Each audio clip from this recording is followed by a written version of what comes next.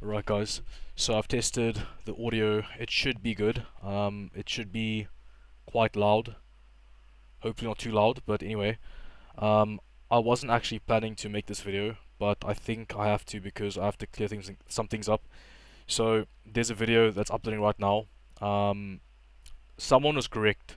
Someone commented that I messed up the clip for the 7,800 attempt on my dock, whatever, with my new IMC, and they are correct. Actually, I was sleep deprived. I literally picked the wrong video on my iPhone. The right video is going up right now. I think it's uploaded now. Yeah, it is. So the right video is up now. It's 2 minutes more or less long. And you'll see now in that video it does say that 7/8's there and everything. I speak with a similar tone of voice, quieter, but slower as well. So yeah, someone's correct. I messed up.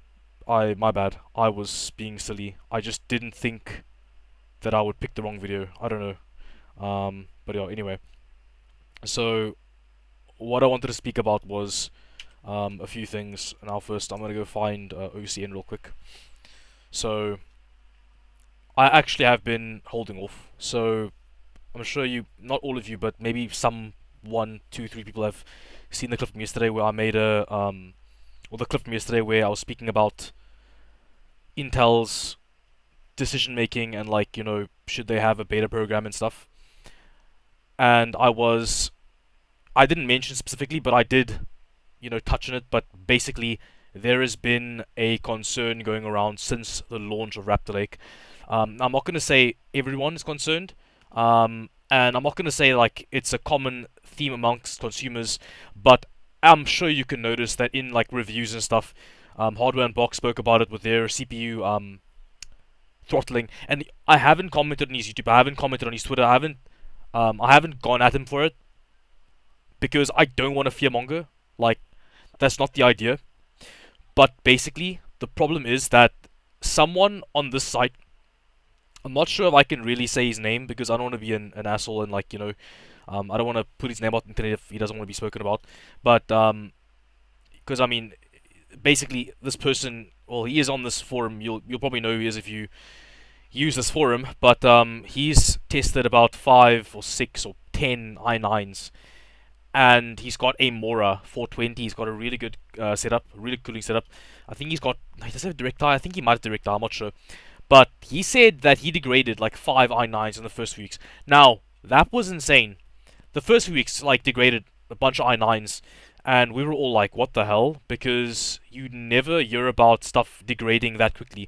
And again, I was reluctant to make a video about it because I didn't want to like come online and be like, oh, all you guys' chips are degrading and all this stuff. Because when you start speaking about people's hard-earned, expensive tech breaking in front of them, they don't take it too well. Now, sometimes you could say, "Yo, I'm being negligent because I should say, hey, like warn people and stuff." Maybe you're right if you're thinking that, but the truth is, I just did not want to start a argument online because a lot of people, including someone who kind of spurred this video on, this whole mentality of like being able to run your chip at like 200 watts plus all the time for many hours, it's not correct. Like, maybe if you have a certain level of cooling, you get to a point where it starts becoming more feasible, but for the average person especially, you have to be very careful with when you stress test and what exactly you're trying to achieve.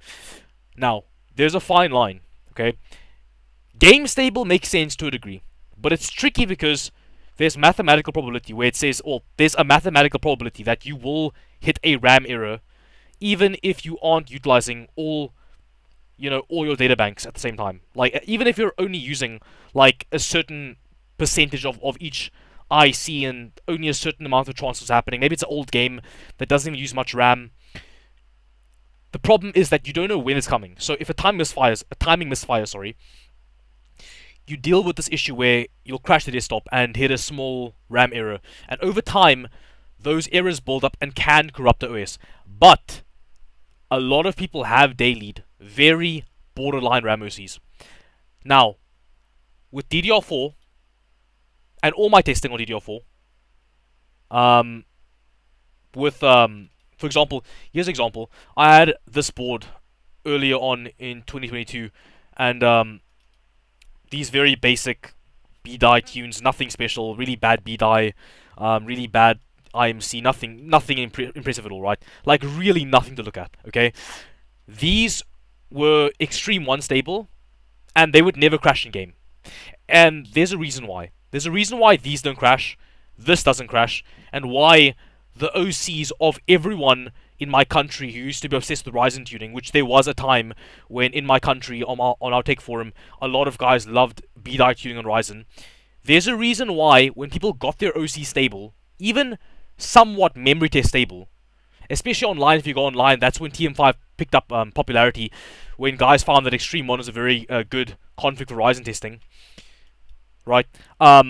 People didn't really worry. Once you got Extreme 1 stable for like 3 cycles, you were fine, right? And a similar thing can be said for like, you know, Comet Lake OCs and stuff. Now, unfortunately, I didn't become, you know, an OC nerd until like last year with D5. And also when I started realizing I could make videos and I could like, you know, maybe share my results and talk to people about, you know, D5 tuning and maybe help people, which is actually why my channel exists, because I want to help people, you know, fix their hardware, or like, you know, just if I can give you some like direction, I guess. And so during the very early days, right, I think I might have some data here for you to show. Oh, there we go. Here's the good old terrible i9, my first i9. So as you can see, bunch of stuff booted with Samsung sticks, and yeah, these would never be stable for daily. And there's a particular reason why.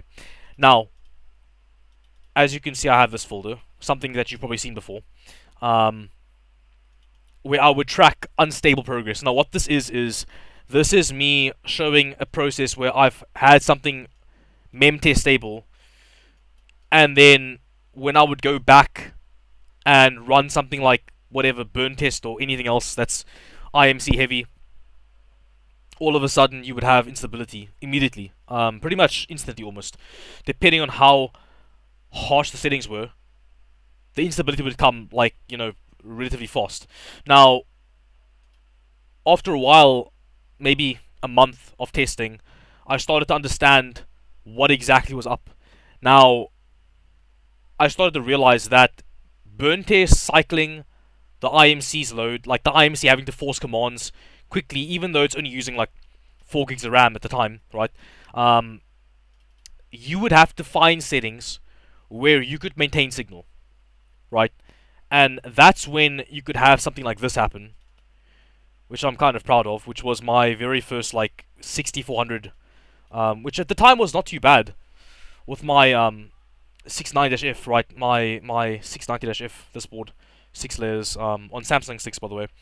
And yeah, initially I got this stable, so this was stable, and I was like over the moon, because the first step is passing something on the IMC, so even 20 cycles of burn test was enough, and then passing a little bit of mem test, right? But then here's the tricky part. The tricky part was rebooting on cold boot. So if you look at the date, for example, the 10th of Feb last year, right? And this was the 16th. So 6 days later, and I'm still passing, right? You're still passing, and still passing again. This time 30 runs, right? 19th, and then all the way to this date, which was the 16th. Okay, so this happened same as this one. But yeah, so I did this, and then I did this the after. So I got TM5 Extreme 1, still stable. Okay, so what's happening? What's happening? Why? Why does this 6400 over here fail after? Okay, no, this was stable. Oh, this was fine. Yeah, because I learned what was happening. So let me go back. Here we go. So why does this destabilize? Why? Okay, simple reason why. So first of all, this was way too low, right? And this was too low as well. And TRAS was too low as well. Now, what happened? What happened? Okay, I learned that certain timings, sometimes, depending on the IC, because remember, Hynix doesn't work the same. TRAS on Hynix is not the same. TRAS on Samsung could never bottom out, right? And that's because TRAS on Samsung can actually induce a lot of IMC stress, right? So, depending on the IC as well, the memory IC, certain timings put certain levels of strain on the IMC. When you train, when the PHYs on the IMC, or the IMC's PHYs on the CPU package, when they're trying to fire off commands. Okay, I can't tell you exactly why this happens, and year I have to admit that I'm not a world-class elite expert, because I just don't have the resources or frankly the time or the expertise to comment, and honestly I don't know who does, because I haven't seen a video online of any JDEC expert, right, JDEC expert, or even an XOC or someone like SafeDisk or someone, no disrespect, right, not trying to throw these guys under the bus, but I haven't seen any industry expert, someone that's actually like a total expert in this stuff, come forward and explain DDR5 signal and exactly why this happens. But you guys know from the earliest on my channel, from my first videos, I spoke about how to get your stuff reboot stable, and how it is important to get a reboot stable, and why these things would happen, and why we've had to change our way of testing. Right, so I realized that first of all, I needed 1.25 SA. Now, I can't say exactly why, but on this particular board, for the uncore to remain stable between reboots, you needed 1.25. I left this IMC VD2 voltage, or the IVR. Well, this is wrong. That's not IVR. That was wrong. X that out. That was dumb. I don't know. This is a board voltage. This is a motherboard voltage, which is important to know. Okay. Auto was this, and that allowed the signal to remain reliable between boots. Funny thing, having that raised required the SA change. These two changes in tandem is what allowed this to be reboot stable. But not just that though. It wasn't yet stable until I just gambled and hit 84 TRAS, created a theoretical 120 TRC, and all of a sudden, theory worked. So I put it on Bullsey's Discord, because I was like, listen, on Samsung sticks you can actually raise TRAS and induce better reboot stability, because the IMC is alleviated just enough. But there's a problem, right? There's a problem. As I mentioned before, from this tune with my i7, right? You could not just blanket change whatever you want, right? To get this stable, I particularly needed 14 TRTP, 14 TWR. 16 wouldn't work because 16 was too loose. Too loose meant distortion, okay? So, I'm going to explain on Notepad to kind of put this forward. So, I'm going to resize it a bit. I guess you could regard this as a response to Frame Tracer's video on, like, you know, DDR5 tips and stuff, and, you know, the secrets. Look, I don't hate the guy, and I'm not going to try and refute his points and stuff. I don't want to. I don't care. His opinions are his own, and he's his own person. You could watch this video and regard it as me elaborating on what he was saying, because of the stuff I just showed you and what I'm going to show you now. But it's up to you. I'm not going to make this a formal response to him or anyone else, okay? This is just me explaining to you guys what I know to be true, because I've done so much freaking testing, like, it's crazy. Also, well, whatever, we'll get to that later. Anyway, so, it's hard to word this properly, so CPU VDDQ.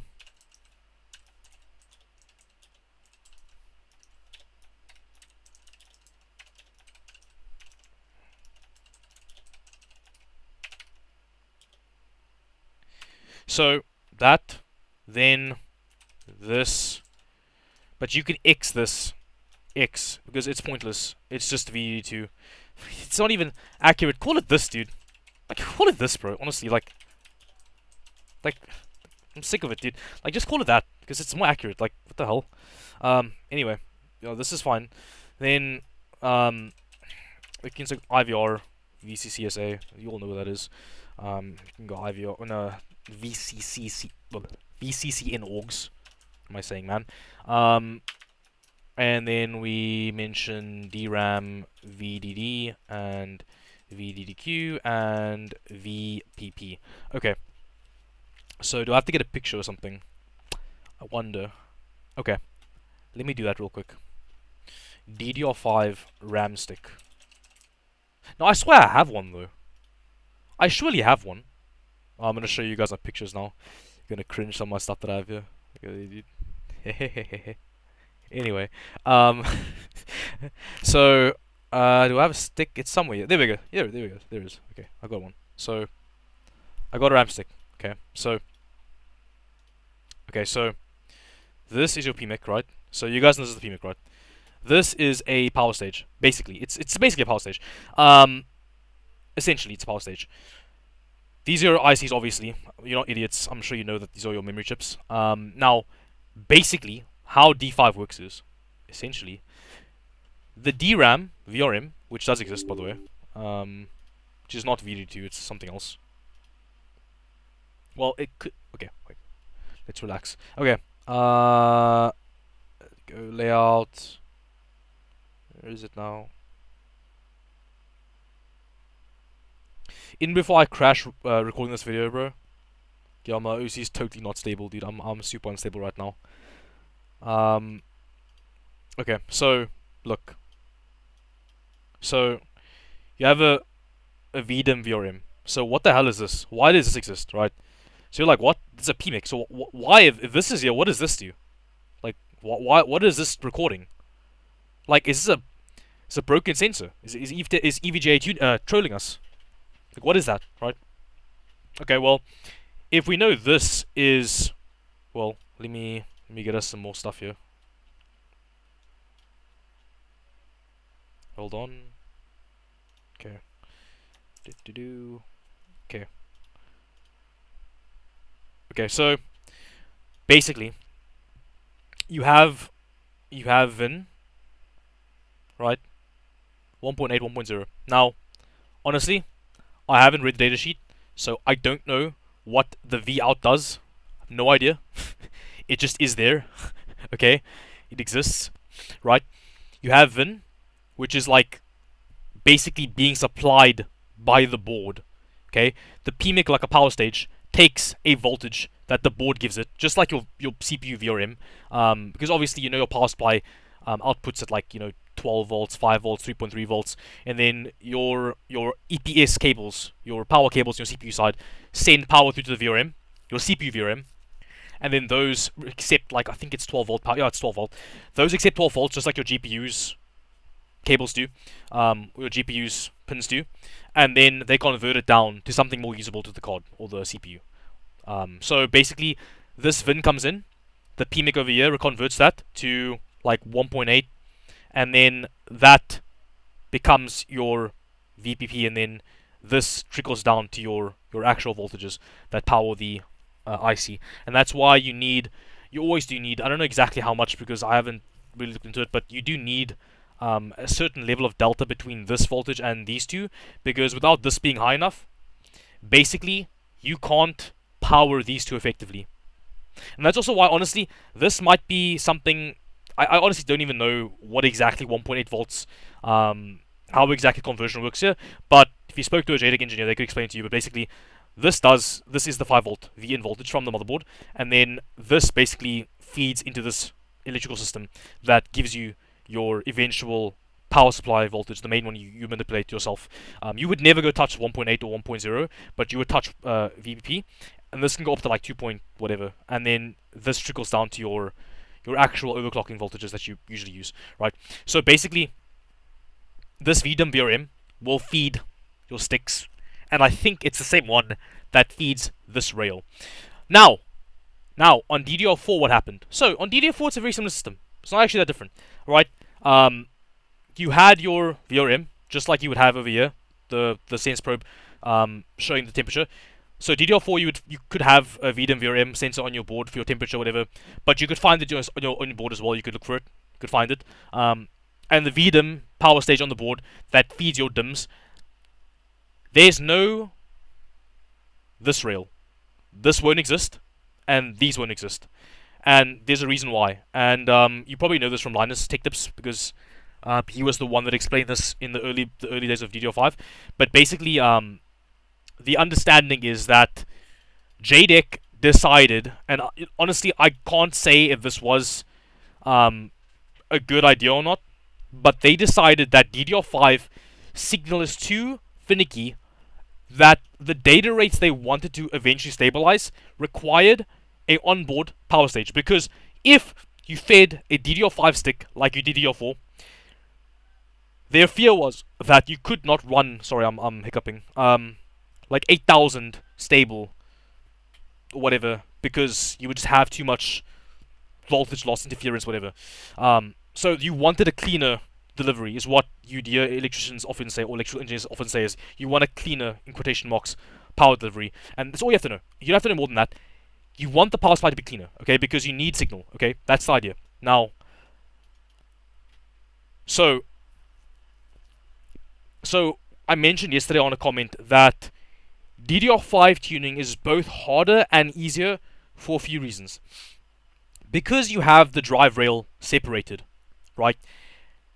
It can mean that you can kind of infer the amount of VDD2 your PHYs can actually scale with, and the amount of drive voltage, this one, your board PCB can actually reliably maintain, and then thereby drive your data rates, okay? Drive your data transfers and stuff.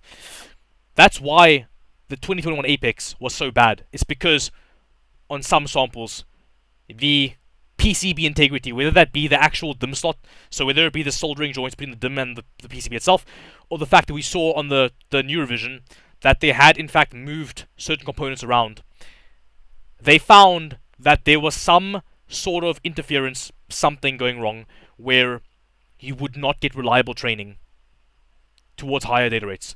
And that's why the Unify X and the Dark was so much superior. It's also why the Dark does things differently. So now, here comes to where we have to speak about, like, inference and stuff like that, and then relate it back to what I spoke about in the very beginning about the degrading debacle. Okay, so this voltage helps training, driving commands, okay?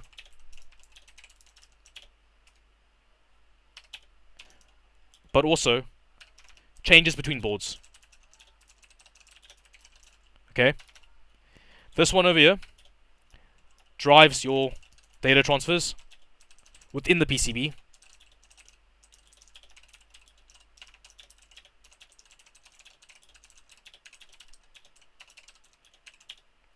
Well, what can I say? Heat or...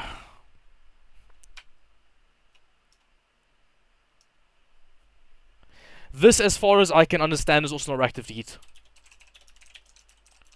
Simply because XOCs use 1.26 in the dock, because it tends not to scale well, but normal users tend to see similar sort of issues where you can't go above 1.3 in the dock before compromising training for some reason. I don't know why. Well, this current BIOS at least. This one that I'm on right now for 8i and 13th gen. So, not reactive to heat. Also, not reactive to heat. Again, you just cannot cool these CPUs down and expect to, like, run. It's a fleeting dream, dude. I wish it was possible, honestly. Like, if it was reactive to heat, it would actually help things.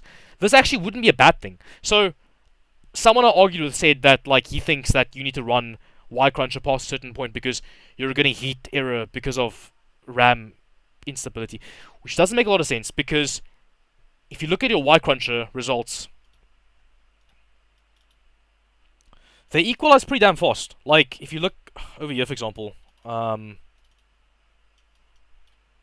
no, let me find one where I only did Y cruncher. Okay, that's not possible. Wait, no, I have an idea. Wait. I go to i7, stable, 7.2. No, not this one. This one. Okay, so, like, you never go over, like, 42C and Y cruncher even, right? You never do. And that's because you're not using enough memory. Like, it won't allocate enough memory, like, or it tries to, but, like, you're never going to allocate the same amount of, like, memory commands as, like, doing something like memtest would. Like, you just don't heat up as much. It's something I've noticed on any sort of IMC stress test. You just don't get to, like, 50C on you. Like, it's just not gonna happen, right? Same with your CPU. I mean, like, your CPU equalizes pretty fast, especially if you're using something conservative like this. This is a fairly conservative OC, and, like, I mean, it's gonna equalize because it's not very heavy regardless. Like 250 watts. I mean, it's not gonna, like, keep heating up as if you've got the. I mean, this was on a No, it wasn't 360. Yeah, but either way, like 250 watts is not going to cause a thermal runaway. So like eventually, 85C whatever, like you're fine. Like it doesn't matter. But like I said to you, this CPU being 75C is not going to fix things. And I'll tell you why. Because I've tested it. Okay, I owned a CPU that could run good clocks at kind of low temps, and I was at a day where there was like 10C ambience, and I've tested CPUs on bad motherboards, right? With mediocre IMCs. Instead of being 85C, we're thinking more like 70C. And you want to know how much improvement I saw? You want to guess? Zero. Absolutely none. Guys, none. No improvements between 70 and 85C. Absolutely no hope to stabilize bad IMC settings. It just doesn't happen. And I'm not the first person, because Bulldozer made a video, like, not so long ago, where he tried to investigate if you could fix a bad IMC by supercooling it. And you know what he found? You can't. You can't do it. Cannot fix bad IMCs and bad apexes with cooling. You cannot. I wish it was possible. If you could make your apex run at 0C, do you know what that would mean? That would mean if you had a broken apex, you could literally move to Siberia. You could move to Siberia, dude, at like -10 outside, and your board PCB is running at like what? Like, I mean, what am I? So let's check real quick, okay? So next to me, I have a thermometer, 24C room temp. My board PCB right now is 30C. So about 6C above room temp. Now, I don't know how the conversion works, but let's say you're in Siberia. So what's Siberia's temps real quick? Let's see. Siberia temps right now. Let's see. Because they're Northern Hemisphere, so it's winter for them. Siberia temps right now. Let's see. I'm curious. Celsius. -49 degrees Celsius, my dude. -49. So, by this logic, if Y Cruncher was affected, well, IMC stability was affected by temps. By that logic, you could go to Siberia at -50C ambience, right? Have like maybe a -40C PCB on your motherboard, right? And it wouldn't freeze or anything, by the way. Don't worry about it. Like, that's not fine. That's fine, because as long as you're not like going below the actual like dew point, you're not gonna collect vapors. You're not gonna condense or whatever, condense it or whatever. So you're fine. Like, your motherboard can run cold. To a certain point, of course. But yeah, if your board PC was like -40C, do you think your Apex is fixed? Like, what? Dude, imagine you could go to Siberia with a horrible Apex and literally run like DDR5 8000. Like, wouldn't that be a miracle? That would be amazing, dude. Like, imagine that shit. Like, that would be crazy. But unfortunately, it's not the case. It just doesn't happen like that. Because, well, I mean, to a degree, it could help somewhat, but like, the degree is not high. I mean, I don't even know what the difference would be, because people have tried running bad CPUs, like, at very low temps, guys. Like, it's not the guys. This has been tested. People have tested this early days. Like, Bullzoid made a video where he tried because he was curious. And yeah, you can't really do much. I mean, I don't even know if he got an improvement at all. And he was using Allen 2, if I'm not wrong. Either Allen 2 or something else. But he was like really cold. And no, like, it didn't fix the bad IMC or the bad motherboard. It just can't. You cannot extract signal that is not there. The difference is in the actual electrical design and the training status and like the BIOS and the optimizations done for the motherboard. And so these don't react to heat. Like, you can't really fix a bad IMC and stabilize data rates on these motherboards and stuff just by cooling it down. It just does not work. I wish it could work, because if it could work, guys, it would mean that you had a means of actually getting your stuff to better, performance. What does scale is obviously core temp. That's it. Because core temp is very thermal resistance sensitive. Like, that's basic. But like, IMC, unfortunately not. You just don't see much difference. And I guess part of it's because that particular part of the die doesn't actually collect much heat regardless. It doesn't put out much power. The uncore doesn't. The IMC doesn't put out much power. So that's also why you can run this rail so high, because the current draw on that rail is not very high. So that's why you can actually run it so high and not degrade. Because, I mean, this was going to degrade at like 1.4. I mean, dude, could you imagine running Y Cruncher at 1.4 volts in your cores? You would degrade them. So why on this then? So why on this rail? Because it doesn't run enough current. It doesn't get warm enough either. Like, it's just not going to get that warm. Like, you see your core temp get warm and you're like, oh, it's warming my CPU up. But like, it's irrelevant. If you error Y Cruncher because of temps, it's because your CPU is unstable. But that's a different factor completely, okay? So that's something else. This requires, I guess, I mean, just your voltage supply to the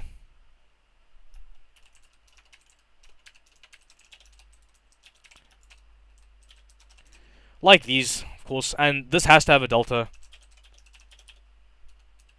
I think it's 0.4 volts.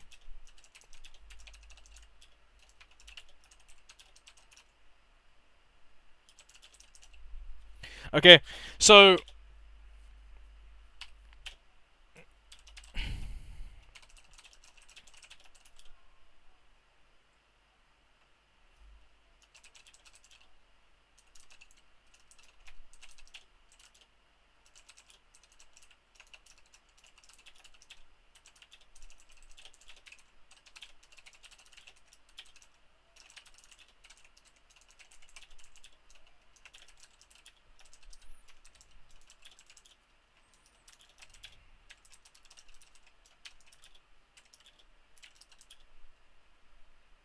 So guys, keep in mind that there's a QVL for a reason, and more than likely, why we're seeing the 790 Apex doing so well is because the engineers literally went and optimized that board for 8i. Now, it does well with M.2, so in general it's a really good board, but the 8i optimization on the Apex is so good that you're running up to 1,000 mega transfers ahead of any other board competing. Okay, the Apex is on a different level, as is the Tachyon. The Tachyon as well, the 790 Tachyon, was extremely well optimized. So here's the deal, like,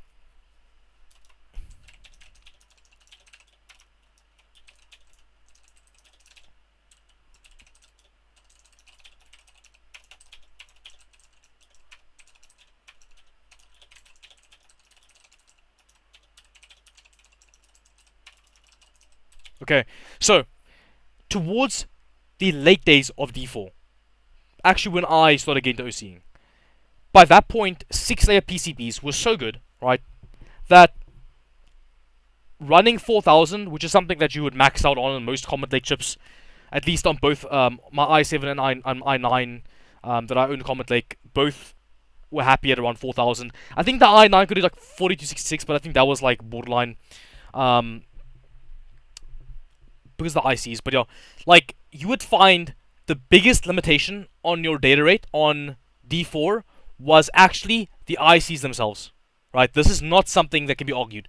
People knew certain memory sticks with certain PCB layouts, layers, and the ICs themselves would limit your data rate. It's why some ICs worked really well at high data rates, some didn't, and not just between IC SKUs from different vendors or like within the same vendor, but ICs with themselves. Like, some beta ICs could do really high data rates, some could not. Okay, that's why you couldn't arbitrarily take like some rando bedando kit of beta and go on like a really good i9 1000K and go on like a Z490 Aorus Master, the board I owned at one point, amazing motherboard, like something insane, and do like 4600. You couldn't do that because even if your IMC was great, like Bind, and even though the board is amazing, right? If your beta you owned couldn't do 46, you couldn't do it, dude. So what's happening now?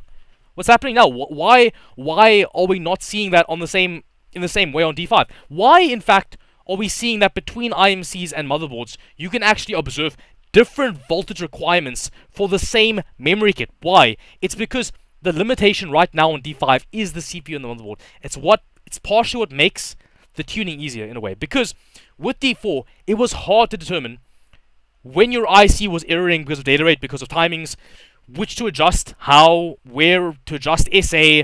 Would that help? Would that help like would SA increase like help certain timings like low TRCD and stuff on BDI? How much VDIM could you add before compromising like signal within the DIMMs themselves?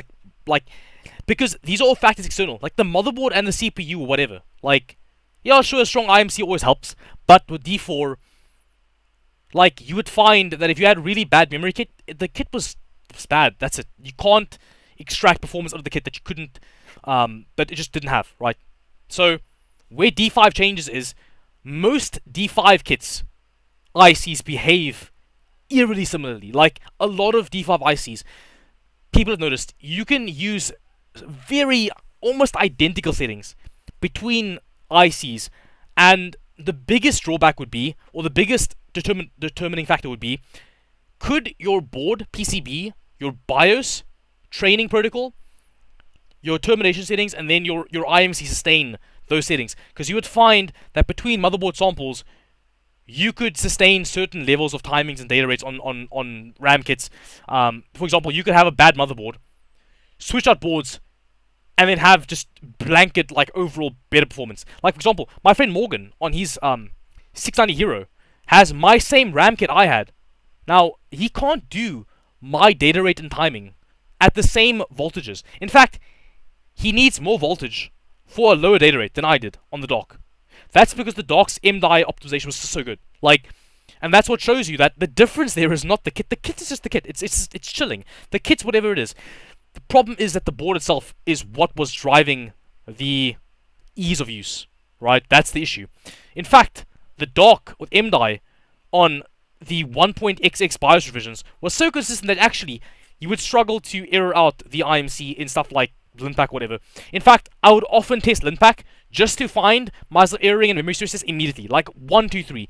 And I was like, after a while, I was like, why am I still doing this? Like, what's the point of testing linpack if I'm just gonna pass regardless? I'm just degrading my chip to pass linpack. It's gonna keep passing, and passing linpack has no influence on whether I'm gonna pass HCI or not. Like, and that's when I realized the problem is that once you hit a certain level of optimization, the board is so good that you already know the data rate's stable. Like, at a certain point on a board, the optimization is so good that literally you can have DDR4 levels of experience, right? That's the thing. So why do we use VST and linpack, stuff like that, to test IMCs? Because when you start maxing out the IMC, especially on a board that doesn't have good optimization, like the dock, for example, it's an example, but other boards too, when your board's BIOS and your board itself does not have good trace optimization for the IC, like ADI, for example, unfortunately, you have to start using IMC tests. In fact, when I got ADI, I didn't do IMC tests. Later, I realized that the dock was not capable of just broad stroke punching in 7.4, 7.6, 7.8, 8,000, passing a mem test and being good. Unfortunately, even at 7.4 to 7.6, I noticed that you could run into IMC problems, and that's what really upset me in the beginning, because it was like I spent a lot of money getting the board into my country, and part of why is because of how easy it is. Because people were saying you would just do 7,000 and it would just run like easy, and I found the exact same thing. Even when I got my 13th gen chip, even on BIOS 2.03 with MDI, 7,000, 7.2, completely stable, never crashed out in games, never had to run Y Cruncher because there was no point. Right, MDI at 7.2 on the dock was completely reboot stable. Completely. Like, and how you know is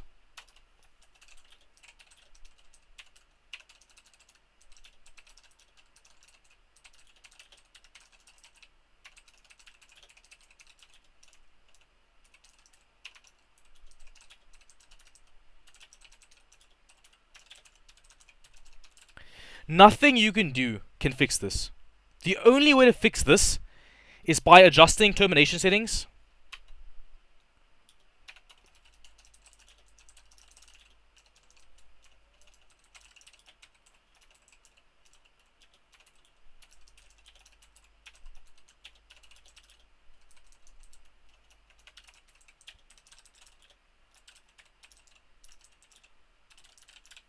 So once you've done these things, you can potentially alleviate IMC strain enough to get consistent training without causing distortion because of unutilized voltage supply, right?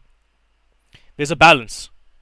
So the thing is, right, if you stress test the IMC, the goal is not to error out because of heat, because heat's not going to error it out. It's not going to be because of heat, okay? The goal is not to stress heat. Heat is not the goal. The uncored portion of the die is not getting very warm regardless, okay? It does get warmer because of does your iGPU warm up during your core tests? Have you guys ever thought about this? Does your iGPU get warm when you're testing the cores? Obviously it gets warmer, but not warm. So why on earth would your IMC get warm when it's running like 1.6 volts? Well, no, that's impossible. You're not going to run 1.6 TX. Like, okay, 1.3 TX in my case. Multiply by what's like an IMC? I don't know, like 10 amps, maybe. Like what? Like, dude, like 13 watts, dude. Like, yeah, it's gonna get spillover from the cores, but like, why on earth would it get warm running a 13 watt load through the traces? Like, it's not gonna get warm. It's not gonna happen. So,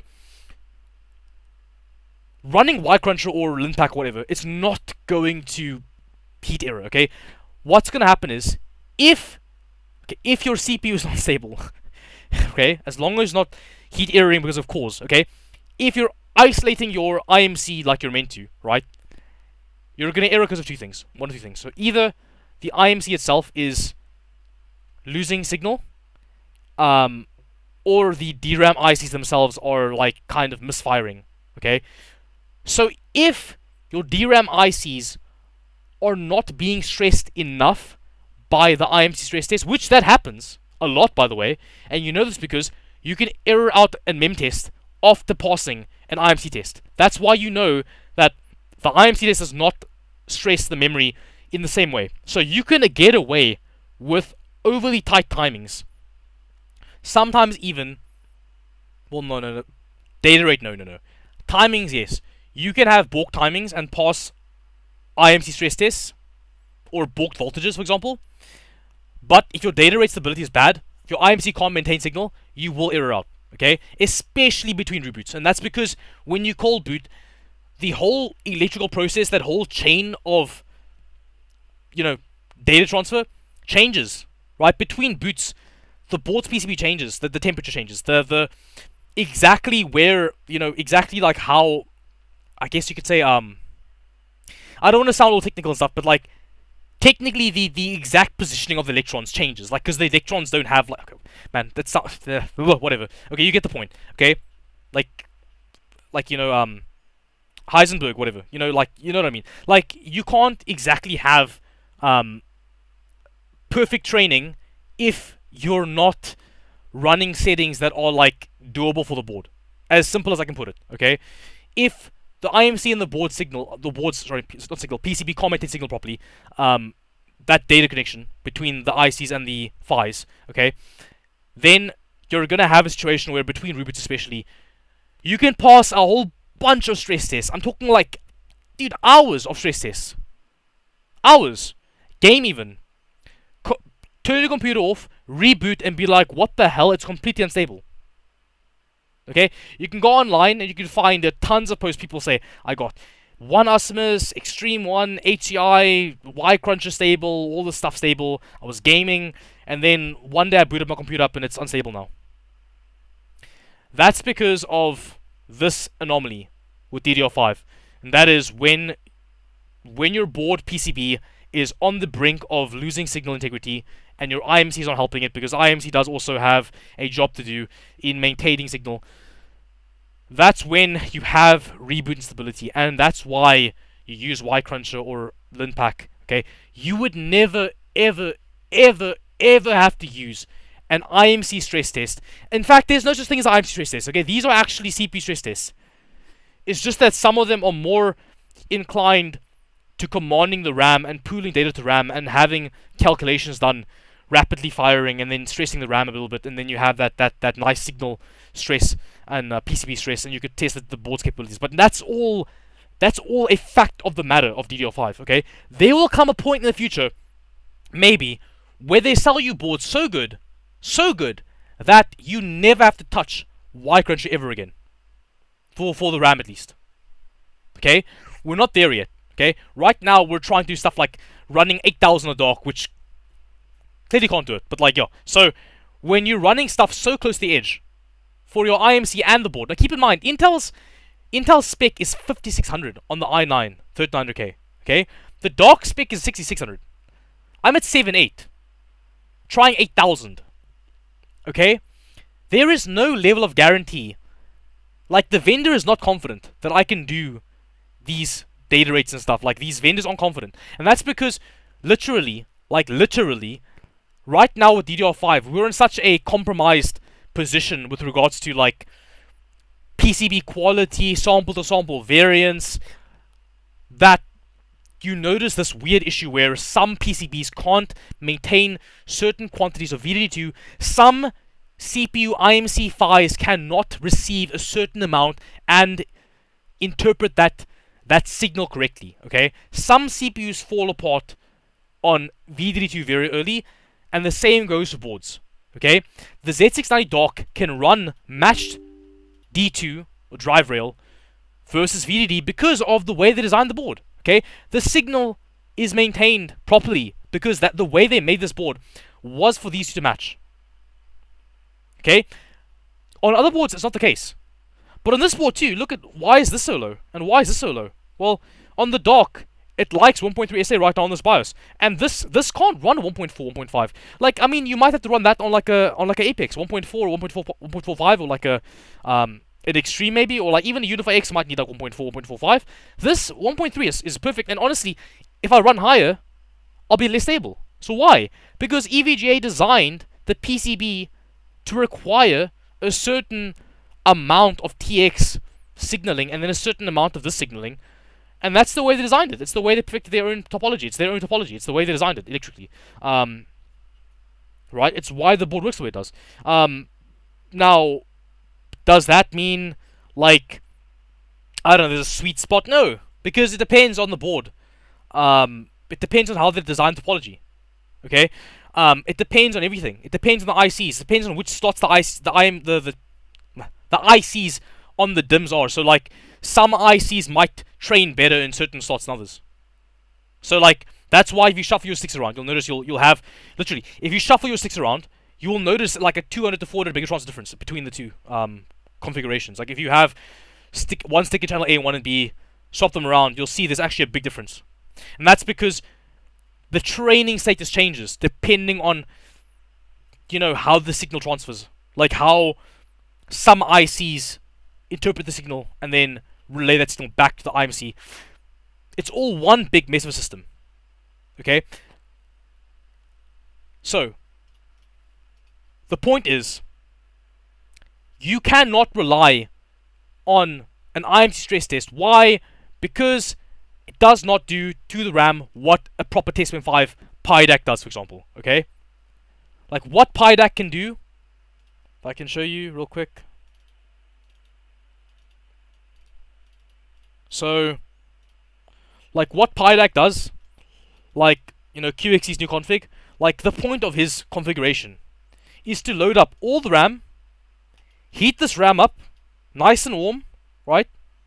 Fire off tons of instructions, and make sure that all these different timings are not misfiring. So, whether it be TRFC, per bank maybe,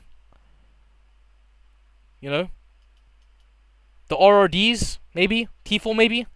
Well, T4 is related to RRDs, but yeah. So RRDs, or maybe it's TRTP misfiring or whatever. Like a tertiary, if this misfires, then all of a sudden it cascades and you have like a bunch of errors, right?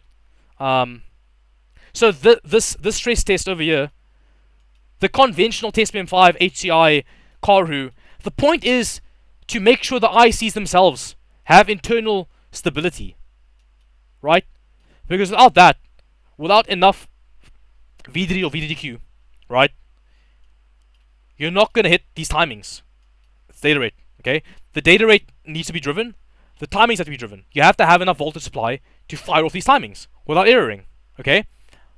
That's a completely separate system. So, if we had confidence in our board PCBs, we wouldn't need this. This wouldn't be required. This is not necessary. X this. It's not, like, this is not, like, I don't understand why people don't, like, it's frustrating, man, because, like, you know, we put time into, like, test this stuff and, you know, draw conclusions, but there's always like, these horrible, like, misconceptions that always confuse things. Like, X this. It should not be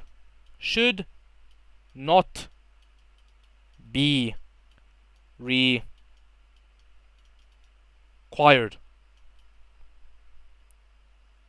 Okay? This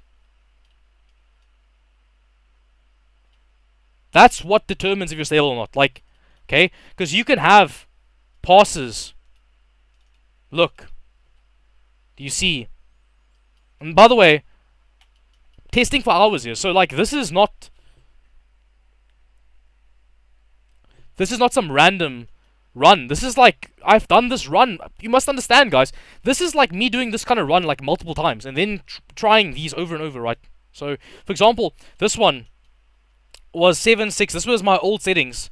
So on this i9, they didn't pass. Why? Because this voltage was distorting. Something had to change. I had to reduce the timing or, you know, increase the ODT or something. But this was being distorted because this IMC is stronger. I know this because my i7 could not even maintain this kind of setting in Windows. I couldn't even stay on Windows. It would defreeze the computer because 7.8 at this voltage and these kinds of, you know, well, in general, the IMC could not maintain signal at 7.8, especially with these low voltages. So it needed help from, you know, higher VDD and higher VDDQ to kind of like, you know, fluff signal, but it didn't help because you'd always error out eventually in something like Y-Crunch or whatever, because again, distortion. But yeah, so this can't even pass the old settings because it's too high. Like, it needs less something. It might need 1.54, for example. This is 1.55 typed in. 1.54 typed in would droop down to 1.53 at sometimes. So this would need like 1.54 to droop down to 1.53. Reduce the voltage a little bit, just reduce the signal distortion, and then it might be fine. Maybe drop something here, like maybe 6 or something, I don't know. Like 6 on different group, I don't know. Something had to change, and then this would stabilize. If I had less, maybe like less voltage or something, I would fix this, but like whatever. And then look at this one. So 8,000 here, past Y cruncher, right? But then all of a sudden you fail, you know, PyDAC at like 70 minutes. Why? Because even though you're passing Y cruncher, PyDAC is tearing this thing apart. PyDAC is tearing this apart. Like, something is misfiring. It could be per bank. It could be anything, right? There could be some sort of misalignment between timings misfiring and signal distortion, and you have to find that gap in the middle and thread the needle, and then you have stability. But, you know, there's a limit, right? So once you have a certain level of difficulty, there's not much you can do. I'm sure there's something I could change that maybe might fix it, but, you know, it's like, you just don't know what exactly changed because I've tried everything, right? So I have written this off. It's not happening. I've given up on 8,000. It's not gonna happen.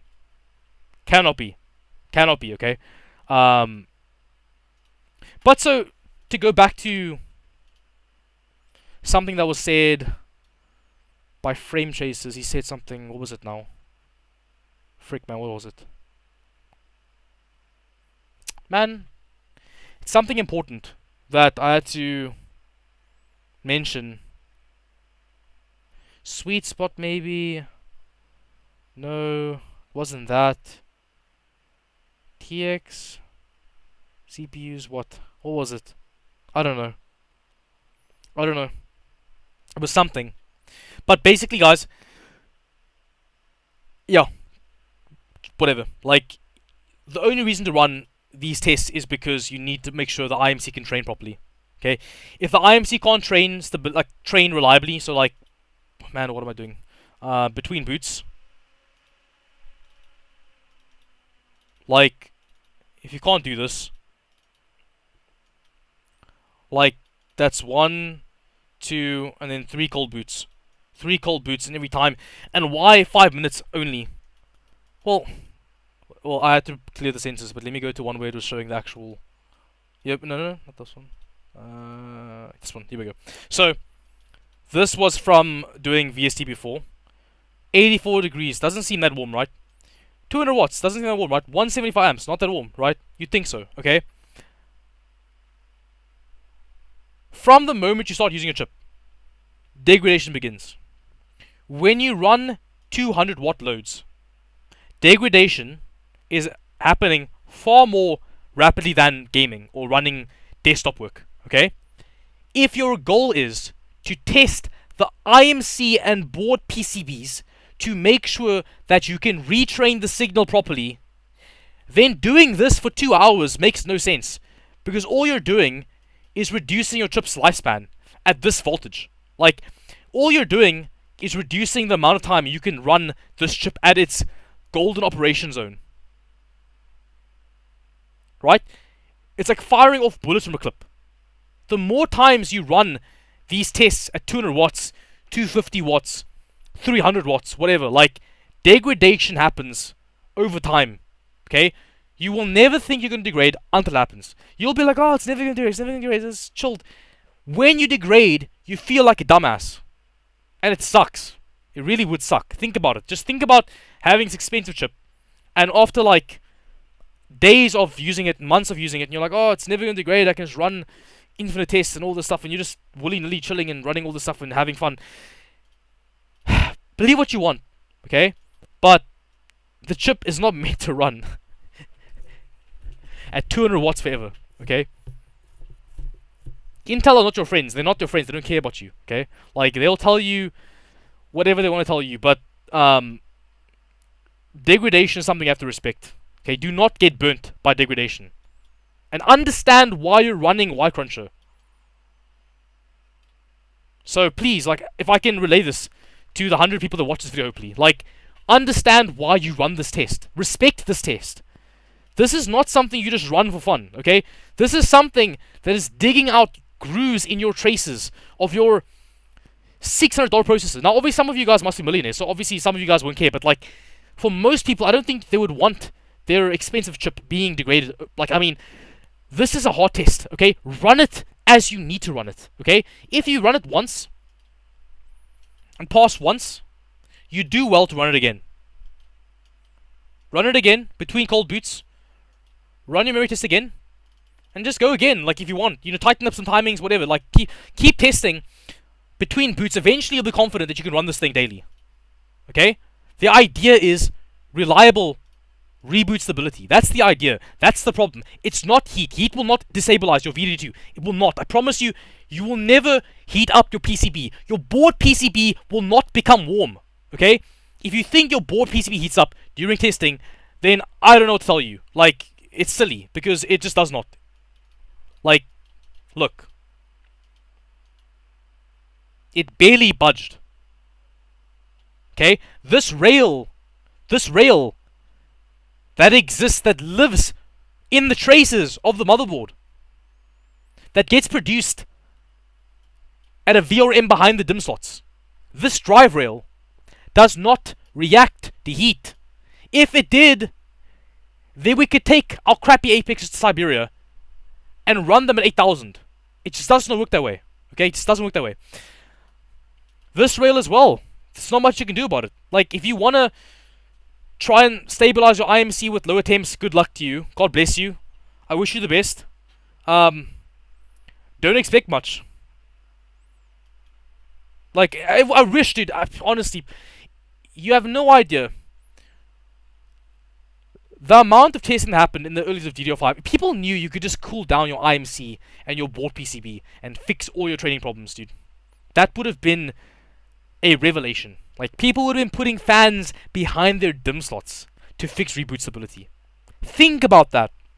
Think about that. You could literally put a fan below your DIMM slots on like a test bench, and that would help you run better speeds.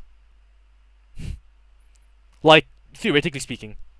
Or like, I don't know, move to a colder place, right? But look, I'll show you real quick.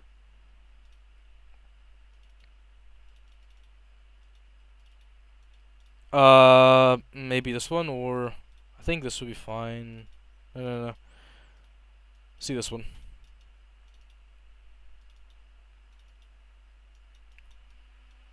See, I want to find a cold day, because there were some very cold days in the winter. Some not so cold, but there was cold days. Same day, maybe 20 sunny. Okay, this is too warm. Yeah, global warming, bro. Cursed temps, 22°C in fucking winter. That's crazy. Man, you find maybe year something. 8C, here we go. Here's 8C. And this passed Karu. Do you think this is reboot stable? Why do you think it's this menu? Why do you think? Because look. 12C, dude.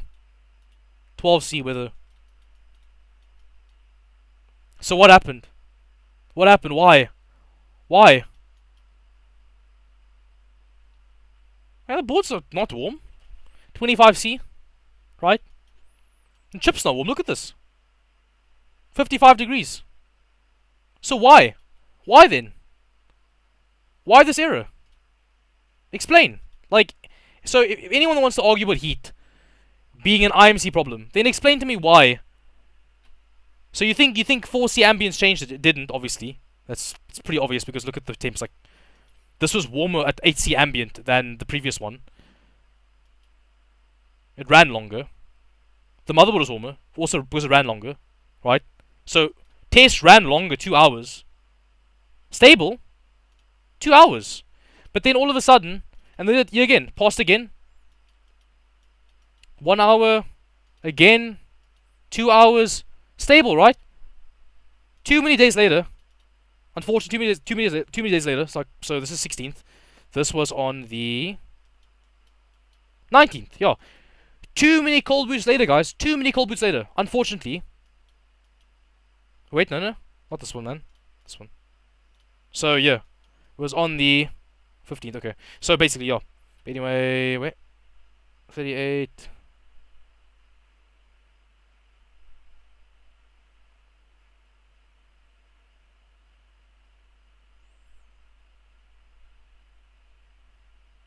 I think I didn't track this one's fail. But yeah. Unstable. I want to see if this one 12C as well. Yeah, this passed burn test for the IMC stability. And again passed again. Cold boot, by the way. So this is 5:30. This was at 6:50 the day before. 14th, 15th.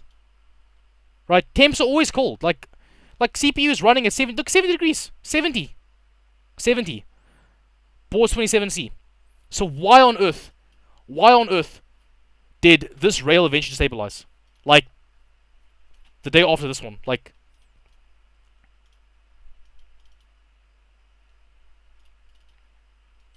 this fail happens at 12C ambient. Like 55C on the chip. Like why? Why would it destabilize? It's running better settings here. Like these are tighter settings.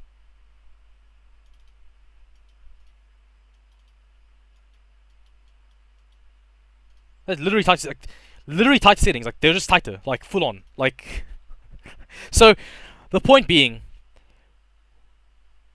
when you have like a board with a PCB that's compromised, like even for example, this is 6.2, right? Now look at this.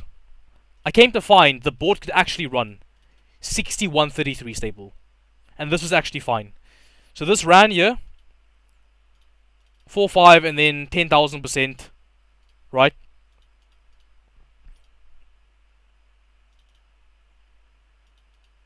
I think I ran burn test before, but again with this chip, the next chip, second i9, same deal, same results.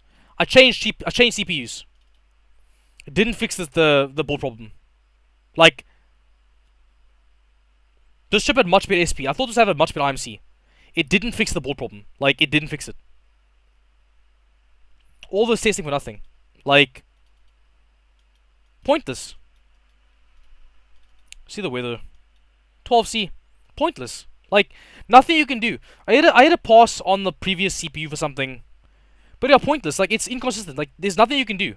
Like, 6133 was the only way to keep it stable. Like, 10,000 again. Changing CPUs. 10,000 again. Then again. They have passed 50 runs. 50 runs! 4,000 again. Random day. Tighter settings. Like 35 TRC TRP. Passed again. 10,000%. Same tight settings. Passed again.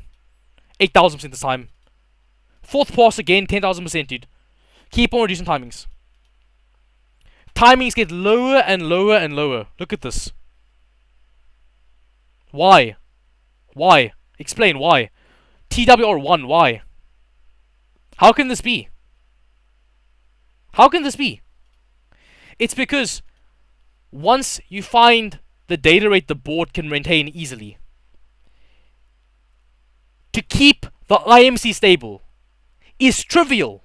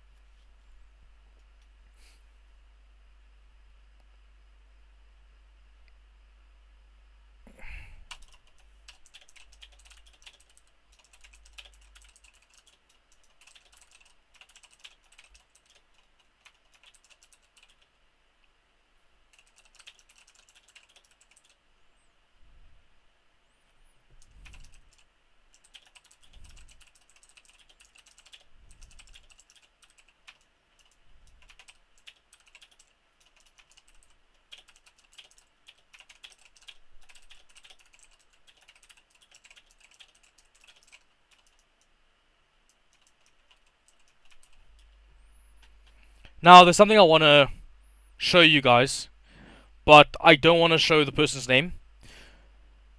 So I'm just going to say it.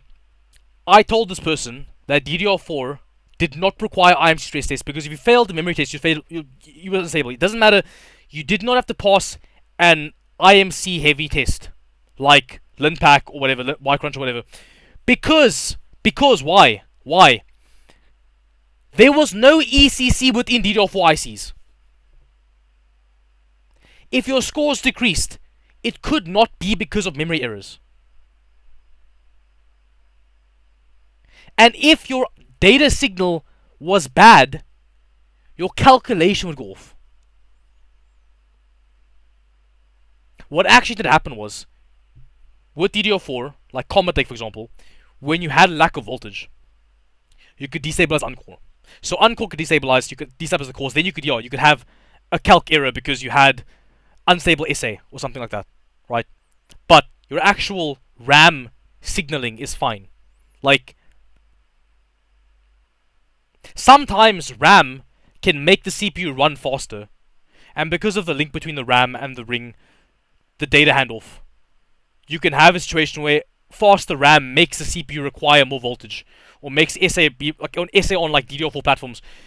You need more SA because now your CPU is running, it's processing more data more quickly. So the more gigaflops you run, the warmer you run, the more internal resistance, and the more voltage you need for the actual process of like handling faster transfers. So yeah, like, but anyway, so basically, do not degrade your chips. Don't run hours of Ycruncher.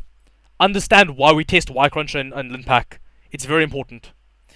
You have to be reboot stable. That's the key. It does not matter how many hours you pass. If you cannot call boot your system and pass again, it means your training is broken. You're testing for training. You're not testing for the heat. The heat does not matter. It's a training problem. If your IMC cannot reliably train, the signal between itself, the PHYs, and the RAM within the board PCB, the PCB can't facilitate the handoff properly, you will be unstable. It will compromise errors in mem test too, but sometimes you can pass mem test and not have signal problems because actually the handoff is not, I guess you could say like, sometimes there isn't enough like sheer stress on the signal line in certain memory tests, but that's why I use something like PyDAC. PyDAC, well, according to him, was designed to be IMC heavy. So PyDAC itself is just a monster of a test. PyDAC is not easy to pass, right? Like, compared to Extreme 1, compared to like Absolute, compared to I guess 1 Osmus even, to a degree. But yeah, PyDAC is something where you could pass Y-Cruncher and come back here and just fail. Right? Whenever. So, I hope that helped. Hope that helped the elaboration as well. Yeah, also the video. Look, it depends on your level of what you regard as stable. But, in my opinion, like, if you can reboot and keep running it, just keep rebooting. 5 wins even, it's fine. As long as you can reboot, run it, run a mem test, be stable, it's fine. Doesn't matter, right? Doesn't matter. The signal's there. The problem is losing signal. That's it. That's the issue. Yeah. Cheers, guys.